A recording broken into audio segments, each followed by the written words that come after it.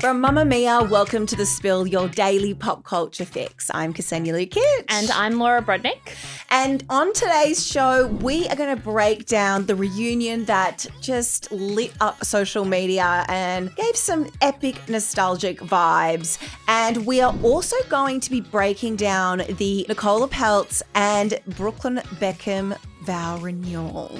But first, something very exciting. Yes, if you felt that little bump at 2 in Australia, that was the world stopping turning because Taylor Allison Swift breadcrumbed that she was making a big announcement. And that happened via her boyfriend Travis Kelce's podcast with his brother Jason Kelce. So the Kelce brothers have a podcast called In the Heights, which I think it's safe to say I wouldn't know existed, and I'm going to say you wouldn't know existed if it wasn't for the Taylor Swift factor. Absolutely not. And I think that their viewers, listeners have gone up substantially since Taylor Swift and Travis started dating. Yes. So his relationship has left Taylor Swift fans down some dark paths. It's led us to a football podcast, but here we are. So the first clue came a couple of hours ago when a little clip for the In the Heights podcast surfaced, and it was referencing Taylor Swift being on the pod, which was huge news because she's had little like side cameos and things, but she's never been on as a full guest. And they teased that there was going to be a big announcement at 12:12, which was 2:12 Sydney time. So at 2:12, our whole podcast team gathered round a computer. I can't even explain to you the energy in the office during this time. And we had interviews happening in the studios and people were like shushing and everybody was so excited. There was like jumping off the walls. We're all watching one computer waiting for this countdown because we kind of were like, trying to figure out what was going to happen. All we saw was a glittery orange screen and a countdown timer. Also, we have kind of known that Taylor's going to be on Travis's podcast. Those breadcrumbs have been dropped sort of over the last week or so. And I think people have been expecting this announcement for quite some time. It was like a kind of like a old school criminal cutout of her and their pod art. And everyone was like, it's her. So the announcement came out, which is a small clip, and it went like this. Briefcase. Yep. Mint green with TS on it. Yep. What's in it? This is my brand new album, The Life of a Showgirl. TS12! And so she's blurred out the album holding it up, but you can see that it's kind of the green and blue, which has been the green and blue color that they've been using in all of the press material leading up to the big announcement. So it's her 12th studio album and it was announced on the 12th of the 12th at 12:12. Okay, so what do you? Wait, first of all, are you a Swiftie?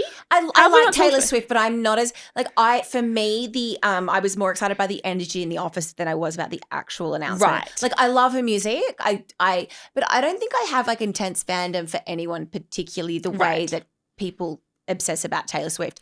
But I've got to say it was infectious in here. And, you know, we have some real Swifties in our entertainment team, basically throughout the whole office. And it was just really electric to see how excited everyone was. Yes. So not a lot, it's on pre-order, not a lot of details. The Life of a Showgirl, I think, is a really interesting title because she has also, you know, been on this huge world tour. And I'm just going to hazard a guess. I'm sure like diehard Swifties will come at me that a lot of it is going to be, because she usually writes about her relationships, but she's so loved up and happy now. I'm sure some of them will be about that. But I think a few of the songs, or at least the tone of it, will be about this spotlight and being on stage and literally living the life of a showgirl for a year. Yeah. I do think, though, there was a little bit of an anticlimax when it finally got to zero because I think people were expecting an actual drop of an album. Also, the website crashed. Yes, the website crashed. I know it's hard because there were some people who were just like running around being like, and people online being like, oh, she's going to drop a whole album. They're getting married. People like, she's pregnant. And I was like, first of all, pull yourself together because of course she's not announcing a pregnancy on their like broy podcast and they're doing a count to it. They also wouldn't announce a wedding this way. It was always going to be an album. But I think like it was kind of the correct way to do it because it was like the melding of their two worlds. It's Portofino Orange and he was saying like so did something happen between them and Portofino? I started a wild room and they got engaged. And then he was saying the green is the same color of her eyes. Like it's still mixed messaging. Yeah, look, we don't know a lot, but we definitely will keep you posted. And I'm sure over the next couple of days there will be more to come on that. So Brooklyn Beckham and Nicole Peltz Beckham decided to renew their vows last weekend, and they did it on yet another of Nicole's wonderful parents' estates in Westchester in New York. Now, they only got married in 2022, but she looked beautiful, and, you know, there's all these beautiful Instagram photos. She wore her mother Claudia's vintage dress. She repurposed the bodice, looking very beautiful. Nicole's dad officiated the wedding. Nicole's entire family was there. It looked really beautiful and intimate, and kind of all of the feedback was, it's we love each other so much, and this is what we really want to do. But they only got married in 2022, so 3 years ago. Yeah, I don't know if the timeline for me is the red flag here. There's so many other red flags. I can't even look at that in terms of 3 years. I also think when you have that much money and time and event planners and your whole, like, Nicola comes from a, kind of billionaire business event family. So I'm sure this is just par for the course. It was more so all the little details that point towards the fact that their first wedding was effectively ruined a little bit by family. So when I first saw the photos, I thought they were so beautiful. Like, there's that big garland of flowers around them. Her father, Nelson's officiating. That's very cute. I thought her wedding dress looked a bit more like her than the first one, which was kind of interesting. Yeah, I know very little about this woman, Nicola Ann Peltz Beckham, but I don't know, something about just the way she was in the pictures and the way she was holding the dress and stuff looked so much more comfortable, especially because it was her mum's dress, than the more kind of opulent, big wedding dress that she wore the first time. It almost felt like it was the wedding that she wanted to have originally. Yeah. That was the vibe that I got, and it was really beautiful. And, she talked about how, she put the flowers in her hair were in nod to her mother and the way that her mother's dress was. And the fact that it was her mum's dress is pretty amazing. So she did repurpose the corset of the dress to kind of update it a bit. But my mum's wedding dress from the 80s, I remember when she pulled it out and I was like, Mum, what is this? Also, it wouldn't have even fit up around my arm. So it's nice that she was able to do that. Yes. Well, this is the thing when I first saw the photos, I thought, oh, beautiful. For this crazy pair, I love everything about their lifestyle. I love their crazy pet names. I love the little stories they tell about each other. I obviously love Brooklyn Beckham. He's my favorite. I know she shouldn't have favorite Nepo babies, but he is my favorite Nepo baby in terms of that poor boy just never knows what's going on. I think that's so cute of him.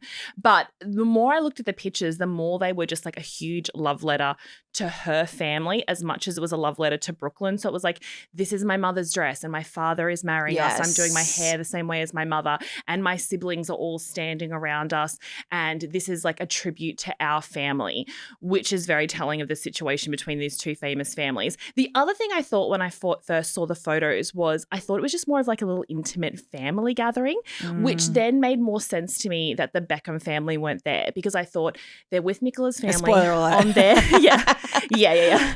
They're with Nicola's family at an estate. It looked like it was just her parents and her siblings in Brooklyn. So I thought maybe this is a family holiday and they just decided to have a vow renewal, which for this family kind of is par for the course. But then you see some other photos and there's a big crowd. And then you look in the comments section under all the photos that Nicola has posted today, and you can see all these guests being like, I had such a great time. This was wonderful. All these different celebrity names that aren't usually in their world, which makes me think it was a really big invitation. Even Food God was there. Yeah. The Kim Kardashian, former best friend, Jonathan, who legally changed his name to Food God. Yeah. I haven't actually seen a photo of him, so I don't know if he was just in the comments being like, woohoo, but it makes me feel like he was. Well, I mean, look, this is the thing that I found quite interesting is so their first wedding was in Florida at one of Nicola's dad's estates, and this one was in New York in one of Nicola's dad's estates. Just I mean, I guess you can have a vow renewal every year when you have an estate in every state. But yeah, it looked like it actually was quite a big wedding. And again, I know I've already said this, but it to me felt so much like, and you're right, it was about Nicola and her family. And it felt to me so much like this is what I always wanted. And our first wedding was such a debacle. I wanted to do it my way. That is the sense that I got from this. Oh, see, to an extent, it did feel kind of like a do-over wedding, but I do feel like the first wedding is what she wanted in terms of the opulence, the over the top, the guests, the flowers, only because we got an inside look at how hands-on she was planning what she wanted, and the fact that her family wanted this to be a 3-day extravaganza. I just don't think on the wedding day, from what we've heard through the rumor mill, which no one has discredited, so it kind of feels real now, is that the day itself didn't pan out. Yeah, So this that's is kind the of what I do-over. mean. Not necessarily the planning of it, more so the way that the aftermath of the first wedding, you know, the multiple, and we'll get into this, but, you know, very clearly the Beckhams weren't there. They were on holiday in Europe. And, you know, I trawled through every single one of their Instagrams and TikToks, and there was not a single nod to that. There was no like acknowledgement of the fact if it was even happening. They're on a European getaway. Cruz is posting photos with David, and David's reposting. It's like it never happened for them. Yeah, the big telling thing is that Victoria Beckham hasn't even thrown them a casual, like, let's keep up appearances like on any of the photos, which even when the feud started first rearing its head, she would throw a few likes around just to kind of like quieten the headlines a little bit, because she's such an Instagram girl. She loves an Instagram. She loves posting photos of David. She loves commenting on all of her family's posts. She always does like kisses. Victoria like writes out kisses, which is cute of her. And so she sees everything on Instagram. So 100% she has seen this, and she's chosen not to comment, which is the first time I feel like Victoria and David have kind of taken a bit of a stand in this whole feud situation. Well, I think, again, the last time we saw, because I was trying to go into this, the last time that we saw David interact with anything of Brooklyn's was when Brooklyn was making the carbonara recipe. It sounds quite mundane, but he liked it. So this is, and that's Huge. from like June, July. So it really seems like this feud, and we've kind of taken a step back on talking about the feud for a while, just because there's been so many little things happening. But I think now, after this vow renewal, it's time to go into the feud. Yes. So the feud rumors really started in the wedding itself. So when Nicola and Brooklyn first got engaged, there were rumors that Victoria and David in particular thought it was a bit too soon. There were some times where they were pictured with her family and not his, and that there was this idea that they thought he was getting married too young. But then the lead up to the wedding, it started coming out that Victoria was making through her fashion label, was making Nicola's wedding dress. And that seemed to everyone as the biggest sign that the feud had been buried, because she was making the dress and the families had come together. But then on the day, she didn't wear a Victoria Beckham design, even though the girlfriends of the other brothers who were at the wedding wore Victoria Beckham, and so did she. She ended up wearing Vivienne Westwood, which is, you know, we see a lot of big celebs wearing Vivienne Westwood gowns. But I think it's very challenging, because if your mother-in-law is Victoria Beckham, who owns a beautiful fashion house of her own, like, to not wear something custom, I'd say she was in a rock and a hard place in that situation. And then there was the whole dress debacle. And which apparently Nicola's mother got on the phone to Victoria, this was the story at the time, and said, like, it just kept getting closer to the date and closer to the date and closer to the date. And her mother got on the phone to Victoria at one stage and said, like, hey, is this dress fitting happening? We need to get the ball rolling. And Victoria said, I'm sorry, I'm not going to have time. Very last minute, which means they had to kind of, I mean, I guess you're never scrambling when you're a billionaire, but scramble and get the Vivienne Westwood gown. And Victoria has talked about that a little bit in interviews since. Like, she said it was kind of like a joint decision. It was all fine behind the scenes. But that's always been the story, that the dress was like strike one in the feud. My sense on this is the Beckham family and the Peltz family are both the kinds of families that are very, one, powerful, influential, and also kind of like that Kardashian thing is when people come into it, you are in their world. It is their space. I know families like this as well. So when a partner comes into that, you kind of need to not leave your family behind, but that is the important part. And I think the Beckhams and the Peltzers both give me that energy of our family is the most important. So when there's that clash, inevitably someone has to choose sides. That's like the sense that I get knowing a little bit about like family dramas and things like that. And we know that the Beckhams are very close, but as we can see from, this most recent vow renewal, the Peltzes are obviously very, very close as well. Strike two, I think, from the wedding was the entire chaos with the wedding planner. Yes, which which came out after the wedding. The other thing that happened in the wedding, and again, this is so gossipy, just like please forgive me for a second while I just indulge in some really terrible gossip, is that the story that came out, the kind of all the blind items, which was never disputed, was that after the dress debacle and Victoria dressing her daughter-in-laws in her brand and not Nicola and all that, they got to the reception and everyone was like breathing a sigh of relief that they had got through the ceremony. They got through like the 3 days of festivities leading up to it. They were in the reception and allegedly Victoria got up and gave a huge speech about like their family and Brooklyn and all those things, and left Nicola out. And allegedly, I don't know if I believe quite this, but also weddings do get dramatic. Allegedly, Nicola ran like sobbing from the room as a song was like dedicated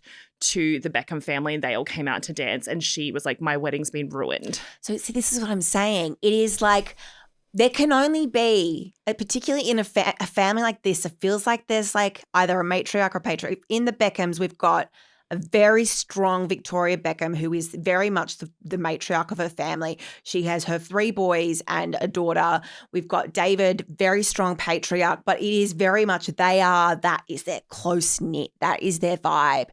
The Peltzes, Nelson Peltz is obviously a very powerful man, billionaire. He is the head of the family, the bedrock, and Claudia is the neck, the one that moves everything around, keeps everybody together. So when you have these 2 really strong, powerful family dynamics and someone feels left out, it's going to ruffle feathers.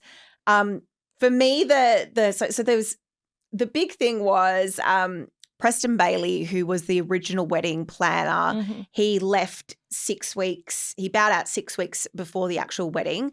He says it's due to scheduling conflicts. However, again, the rumor mill was that Nicola was so difficult that he couldn't do it anymore and he quit. Mm-hmm. Then we had the second set of the wedding planners, and that's when kind of things went really crazy. They were actually fired after just 1 week because there was this whole RSVP drama. Mm-hmm. Now, we found out a little bit more detail on that because Nelson filed a lawsuit against them because they wouldn't give back the money. And so we saw these text messages between them. Nicola was apparently very involved in it, and she said, I'm tired of catching mistakes on this RSVP list, honestly. So it seems to me like there was a lot of issues around an RSVP list.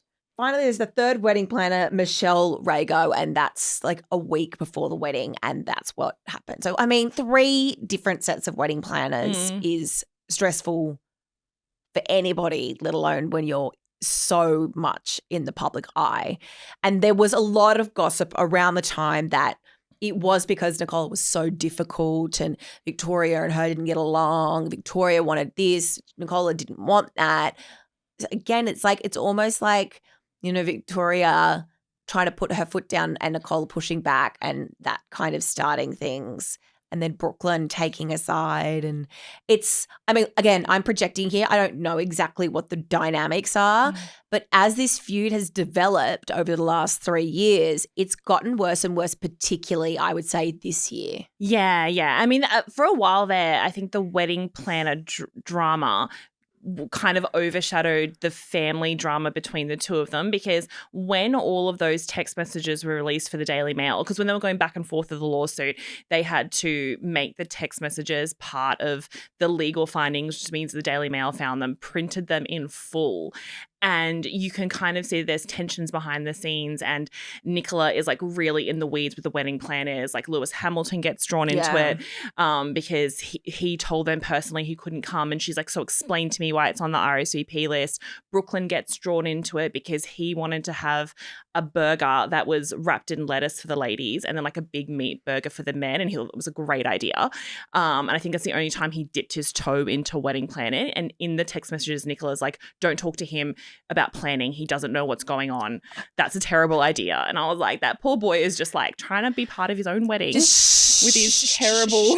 But I get that as a I've seen it before as brides. A lot of the times the grooms do get pushed aside because either they don't care or they just aren't involved in it. It's not abnormal, but I do understand that. Like, shh, you shut up.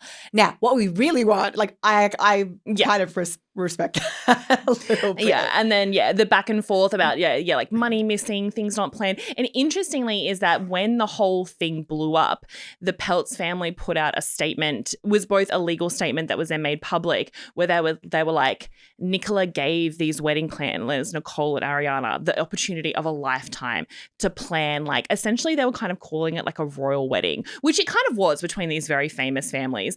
But then Nicola copped so much hate because they said in the statement that she was a world-renowned actress, and then they went on to list all of her credits. And I do think that listing the credits did make the situation worse, because they're like Bates Motel, which she was in, and that's a good show. I wouldn't say world-renowned. They said Transformers: Age of Extinction, which she was kind of in, but also not a world-renowned actress. And then they said The Last Airbender, which she was a lead, but is widely regarded as one of the worst movies ever made. So I don't know if that was like the trump card that they thought it was going to be. Yeah, it's like, it would be like me saying I was a world-renowned actress after my 2 extras roles on Home and Away. Yeah. And you should be proud of those. I really am. And Thank put you. them in a legal statement. They are on my IMDb. And then they were like, and then they fumbled the ball, and it was this whole thing about missing money. So that whole legal situation was settled in 2023, I think. Yes. And the wedding planners ended up making like a charity contribution in their name. But once all of that died down, I think a lot of people had forgotten about the family feud side of it, because the wedding feud side had become so prevalent. Yeah, that had overtaken it a little bit. And then we started seeing, again, they're such an Instagram family. Then we started seeing Nicola with the Beckham family at a lot of different events. She went to Victoria's, like one of her big runway shows, dressed head to toe in the Victoria Beckham label. But then the video came out. Did you see that video where it looks like she has her back to Victoria when they're talking, and Brooklyn keeps trying to turn her around and she keeps turning back? And it's hard because one side of that, like, you could be thinking like she was just talking to someone at an event, and anything can look weird if captioned in the wrong angle. But people did take it as a sign that she went to the event, wore the clothes, but then snubbed Victoria in open. And that was like the first kind of time that the feud reignited. Yeah, and it just seems to have deteriorated from there. And I feel like maybe after they got married, it was like, let's play happy families, let's make this work. And it's just gotten worse and worse and worse. Particularly this year, there's been a lot of rumors that Brooklyn has now gone no contact. We've seen a lot of social media unfollowing, not engaging, not going to David's birthday party, not going to the shows, like all of these little things that started to build up. And then there was the whole Cruz Beckham Instagram notes thing. Yeah. So if you don't know, basically Cruz posted on Instagram notes a number of kind of cryptic, not so cryptic, but it wasn't directed or commented on anyone's particular profile, but he just put them in his notes, and it went, some of them including, you're a fraud, you're a dick now, oh, it's Stockholm Syndrome, and then whole family Yeah, it's hard to take that in any other way. It's really, really, really hard knowing what we know about the fact that there was a feud that isn't directed at Brooklyn. Yeah. And by the way, we don't have any confirmation from anybody. Oh, no, but that has never stopped us from making a statement confirming before. and or denying that these were directed at them. But it's very, very difficult to sort of avoid that, particularly like whole family we might have to bleep that. But yeah, and the Stockholm Syndrome thing is very interesting to me as well. Like if we were to kind of look into that a little bit more, the Peltz family have taken Brooklyn in, and now he's part of the Peltz dynasty rather than the Beckham dynasty. Well, he wears Nelson Peltz's clothes, I think, is a really, like, his, like, a few times they've done like a what's in our bag, what are we wearing? And he's like, these are Nelson's pants and jacket. And again, that's not a cost-cutting measure from these billionaire families. I think it really like looks up to his father-in-law, is so in the kind of world that he was like, I will wear that man's pants. Literally. And I also think the other thing is that a lot of the people think the feud started with the whole shared girlfriend thing that Brooklyn Brooklyn had potentially dated Romeo's girlfriend. And then the whole story was that then Brooklyn and Nicola wouldn't come to David's 50th because of the whole Romeo situation. And so they said, can we come to the city that the party was in, and can we see you separate to the party? And apparently David said, we're a family, you come to the party or you don't come at all. So they didn't.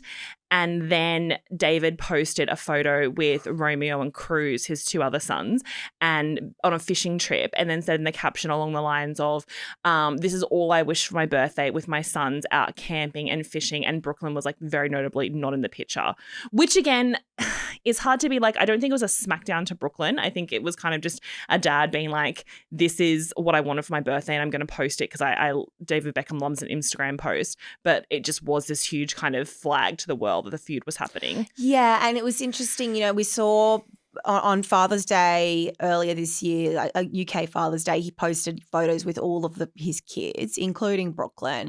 And, the caption was saying something like, my kids and my wife are the most important things in my life. And there was, to me, this sense of sadness to that, because I think any kind of, family rift, particularly from a family that has been so publicly close as the Beckhams, is really sad when this kind of like disconnect has happened. And the rumors of going no contact, and like it would be like losing a child. Like I do really feel for both sides, where it's like these really big family feuds do happen, and losing connection with someone that you really love, I can imagine how challenging that would be. But I think it's just very, very, very clear now that this is not a rumor anymore. This is well and truly happening. We just don't have official statements from people. I hope one day we do find out what's going behind the scenes. But until then, I look forward to Brooklyn and Nicola's third wedding day, which I'm sure will be beautiful. It will be, and we will continue to speculate. Okay, the other big romantic scandal of the week. Well, I have to say, this isn't as scandalous as it could be. There's a lot more drama behind the scenes we're going to get into. But the Jonas brothers are out on tour at the moment and, singing their little hearts out on stage.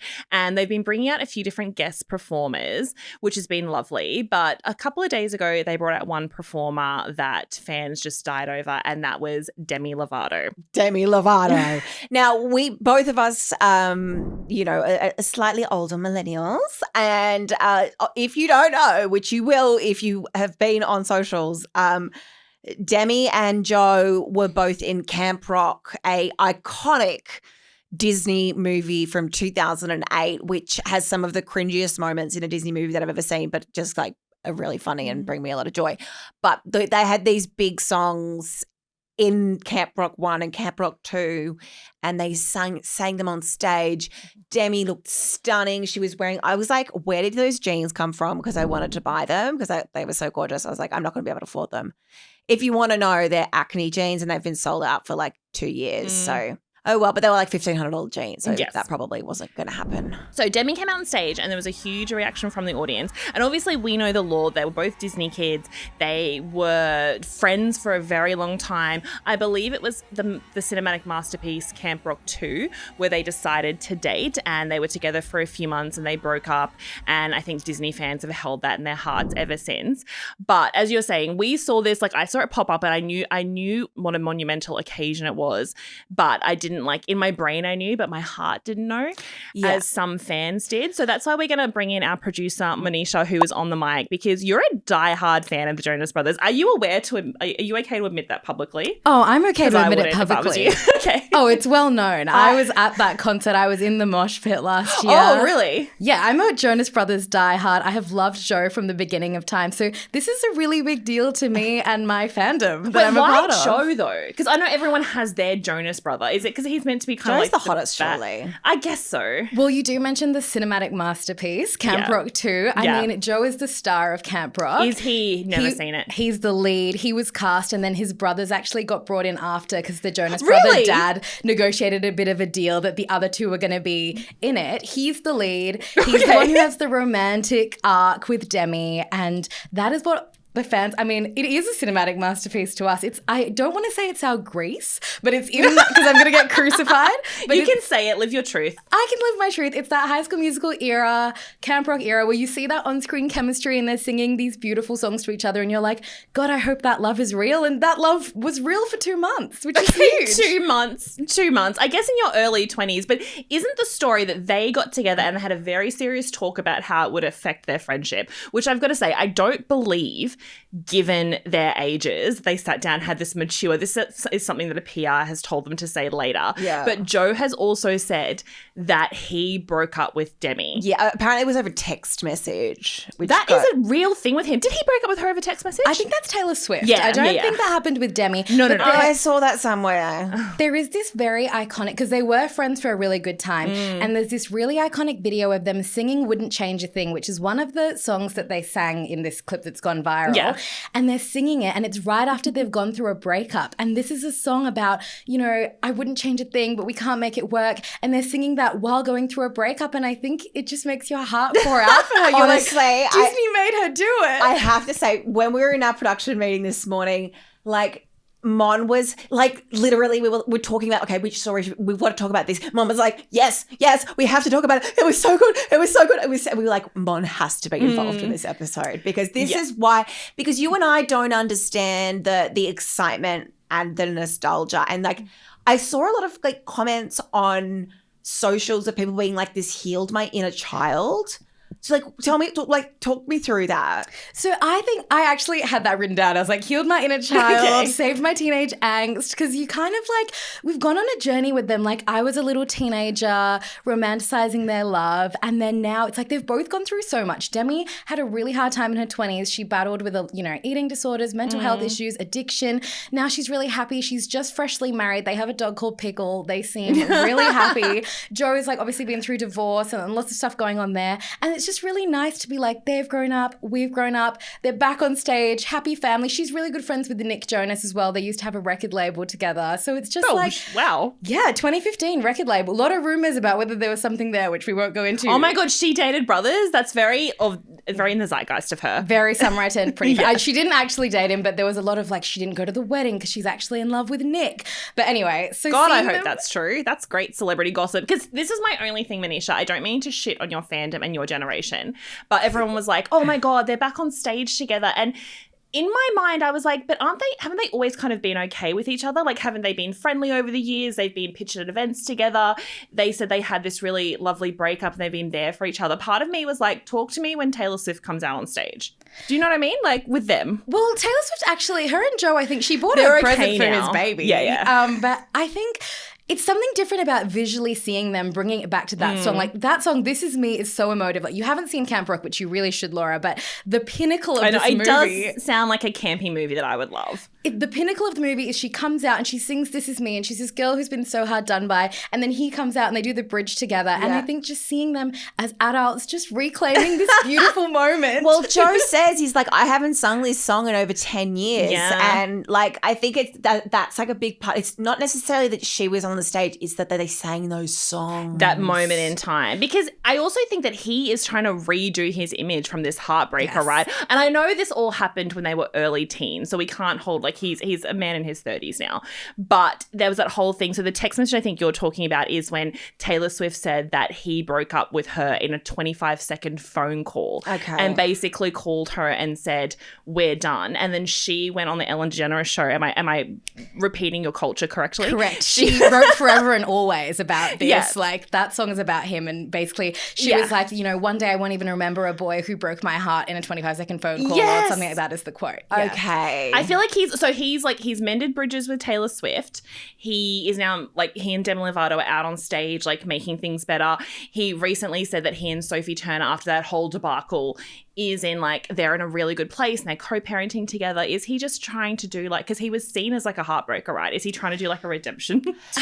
I could see that being where he's coming from, but the little person in me that watched Camp Rock just wants to believe they wanted to get back on stage and have this beautiful moment together. And this is real. This is them. This is where they're supposed to be now, as the song goes. I do have to say, though, I've never been like, the Jonas Brothers have never been like eye candy for me, but Joe Jonas looks real fine on that They've all become hot men. I always feel bad when been people good. rubbish Kevin. Why do people hate Kevin? Can you speak on that? I feel like 'cause he's the oldest. Can you speak on that? Can you speak? Can you defend that man? He seems fine to me. I think Kevin never got a lot of these romantic arcs with people in the public Kevin. eye that kind of drew us all in, because he got married very young to a hairdresser. They met just quite organically. Yeah, at like 21. on family holiday, right? Yeah, Why do I know so this? he wasn't really like, I think, in the heartthrob zeitgeist as much, but I think he has a lot to do with the musical greatness behind this wonderful, behind this band. They're not a boy band because they play instruments, but behind this band. okay. Hang on a second. Hang on.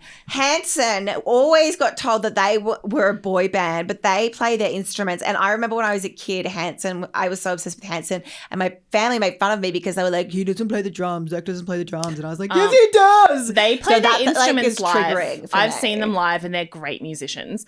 So that's, So I feel like maybe Hanson are our Jonas brothers. Yeah, I would say so. But the thing is, they all got married very young and had 10 kids each. So we didn't have these Yeah. big, like, celebrity entanglements. Yeah, maybe that is why Nick and Joe were always seen as the more popular ones, because they were always having the wild romances.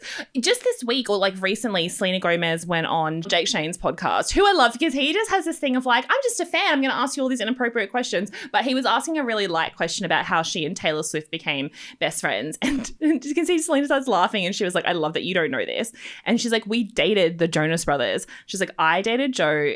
No, Selena dated Nick. Yes, I know. Oh, She's so- like, I dated Nick and she dated Joe. No, I know the Joe and Taylor law. And that's how they became best friends. And I feel like every woman who's dated a Jonas brother has a tale to tell. Wasn't it Camilla Bell? I don't mean to rubbish your boy band, who like she started dating Joe Jonas and they broke up, and then she like had to move out and she had no money and couldn't pay her rent. Look, I can't defend everything he's done in his personal life. I just Me, know like, that he's a going bit of through- a rock god. Yeah, me going through every relationship. No, I'm just saying, like, every woman who dates him comes out and has some sort of a wild story to tell. This is true. He is a certified bad boy. But Yeah. in this little arc of story that's happened on social media, he's just Shane from Camp Rock, bringing it back, reliving his Name's wonderful... Shane in Camp Rock. Yeah, so Shane. I did it like a little bit because I haven't seen it either. All Yeah. I've seen is the clips of where it's like Camp Rock, like those That's Camp clips. Rock too, yes. Okay, and then also seen the ones You're like, and also seen the ones where Demi's going, she's really good, and it's kind of cringy, but like I feel like they made those poor Disney kids do a lot of shit back in the day, right? they did, but bless them. But I think in Camp Rock 1, correct me if I'm wrong, Mon, because I'm sure you will, because you're the fan. But Shane is like dropped off there because he's a bad boy, and then his like redemption arc is falling in love with Demi, who's like kind of like the outcast girl who can't afford to go to this like really expensive music. Okay, camp. obviously I love that plot. He's Yeah. a bit of a Beautiful. snob. He's a bit of a rock star snob, and he thinks he's like, you know, top shit. And then they fall in love and they bond over their passion for music. Are we Yeah. talking like a bit of an Beautiful. enemies to lovers? Yeah, there's tension. There's definite tension. I don't know if they're full enemies, but there's But just like tension. on different sides and then they fall in love. That's my 100%. favorite I feel like romantic it's trope. just like the vibe I got was like he's like misguided bad boy, doesn't like lost his way, and Demi kind of helps bring him back down to earth. That's the sense that I got. Yeah, that's definitely the case. She's much more humble. She comes from, her mum's working as a cook in the kitchen and she wants that kept on the DL. Guys, I'm not going to ruin the plot. If you haven't seen Camp Rock, that's your week sorted. We do a brutally honest review of Camp Rock. Weekend watch. Cinematic masterpiece. Tell us if you want that, because we can make it happen. Weekend Everyone's like whispering into the mic. Well, I'm so glad this happened for you and your people, and I hope this has given you some sort of a closure. What do you think is the next part of this from Joe and Demi? Do you want to see them like release new music together? Do you want to see something happen, or do you just want it to be this perfect moment that they then walk away from? I think it's just a perfect moment that they walk away from. I mean, as you said before, they were already on good terms. I don't know that they're going to release any new music together or anything like that. I'd love to see a few hangs, like maybe they go on a boat day together or something, like, you know, have So some limoncello weirdly- spritz. That's so weirdly specific. I know. Love to see that for them. But I think this is just a moment that existed really nicely. It reminded me of the Taylor Swift 1989 tour when she would bring out, you know, guests and sing with them. And I think it was just a really beautiful moment, and it can just be that. Okay, and one final question for you, because I saw like also these comments of people wanting Camp Rock 3. Are you on board for Camp Rock 3? Oh, do you ruin a masterpiece? It's the whole reboot discussion. Like, do you ruin... Can it It's be like better? Practical Magic, Devil Wears Prada, Camp Rock 3. Why are they in their 30s at a camp? Like, I don't know. No, they come back as the counselors, and Demi and Joe's characters have broken up, and they reunite, having to like come back to this camp that's about to close down. They have to put on a concert to save it. Oh, yeah, and then they yeah, get up on yeah. stage to perform together. It writes itself. Disney, if you're listening, make it happen. I'll be there, front row.